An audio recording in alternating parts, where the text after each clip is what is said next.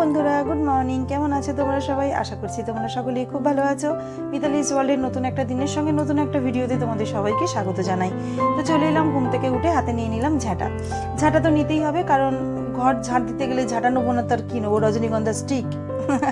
কখনোই নয়। তো চলো ঘরটা ভালো করে একটু ঝাঁট দিয়ে নিই।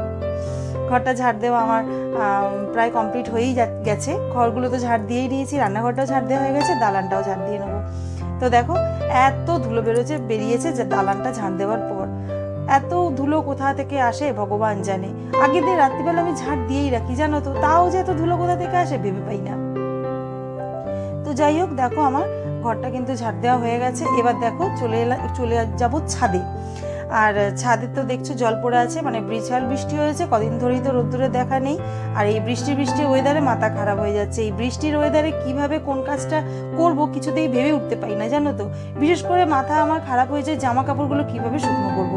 এত বিচ্ছিরি লাগে, দুদিন হয়ে গেল জামা কাপড়গুলো কিছুতেই শুকনো করতে পারছি না। কোথায় দেবো। আর ঘরের দালানের মধ্যে দড়ি টাঙিয়ে একদম তো ধোপাবাড়ি হয়ে গেছে আমার দালানটা। কিছু করার নেই, জামা কাপড়গুলো তো শুকনো করতে হবে যেভাবেই হোক না কেন। তবে দেখবে পাকার হায়ের শুকনো আর রোদ্দুরের শুকনোর মধ্যে অনেকটাই তফাৎ আছে। রোদ্দুরের যে কোনো জিনিস শুকনো হলে অনেকটা জাম কেটে যায়। কিছু করার নেই। রোদ্দুর তো ভারী বোধহয় রাগ করেছে, সে এখন চলে গেছে বৃষ্টিকে সমস্তটা দায়িত্ব দিয়ে। তো যাই হোক, বৃষ্টি এখন বিশাল পড়ছে। কিছু করার নেই, বৃষ্টির মধ্যেই সমস্ত কিছু কাজ গুছিয়ে নিতে হবে।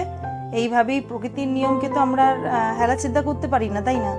যেরম প্রকৃতি দেবী চাইবেন সেরম ভাবেই চলবে। তো চলো তোমাদের সাথে গল্প করতে করতে চলে এলাম দালানটা মুছতে। ঘর দুগুলো তো মোছা হয়ে গেল দেখতেই পেলে, চলে এলাম দালানটা মুছতে। তো বন্ধুরা, এত দূর অবধি যারা তোমরা ভিডিওটা দেখেছো, ভিডিওর কোনো অংশ যদি ভালো লেগে থাকে তাহলে লাইক করো, কমেন্ট করো। আর চ্যানেলে নতুন হয়ে থাকলে সাবস্ক্রাইব করে পাশে থেকো।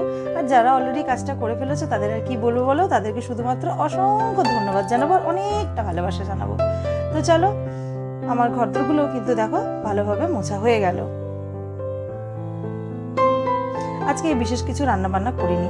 আজকে রান্না করেছিলাম মুগের ডাল, উচ্ছে ভাজা, আলু ভাজা, ঢেঁড়সের সর্ষে বাটা দিয়ে ঝাল করেছিলাম। আজকে যেহেতু নিরামিষ, তো আজকে এইগুলো দিয়েই আমরা খাওয়া দাওয়াটা দুপুরের কমপ্লিট করেছি। আর ছেলেকে আজকে বাটার দিয়ে ভাত দিয়েছি। নিরামিষ মানে তো নিরামিষ, ছেলেকেও আজকে কোনো ডিম দিইনি। ছোট তো কি হয়েছে, মাঝে মাঝে একটু নিরামিষ খাওয়ারও অভ্যাস ওরও দরকার। তো দেখো চলে এলাম আমি বোতলে জলগুলো ভরতে। বোতলগুলো খালি হয়ে এদিক আর ওদিক গড়িয়ে বেড়াচ্ছিল, তো ওদেরকে টেনে নিয়ে এলাম, নিয়ে এসে ভালোভাবে বোতলে জলগুলো ভরে আবার এক জায়গায় রাখলাম। কারণ জল খেতে গেলে বোতলে যদি জল না পাই সে এক বিচ্ছিরি ব্যাপার। তো দেখো চলে এলাম আমি এবার বিছনাটা গোছাতে। আজকে সমস্তটা কাজ, রান্না বান্না, ঘরের কাজ, সমস্ত কাজ সেরে কিন্তু আমি স্নান করতে গেছি, কারণ পুজোর এখন ঝামেলা নেই। কদিন পুজো তোমাদের দাদাই দেবে।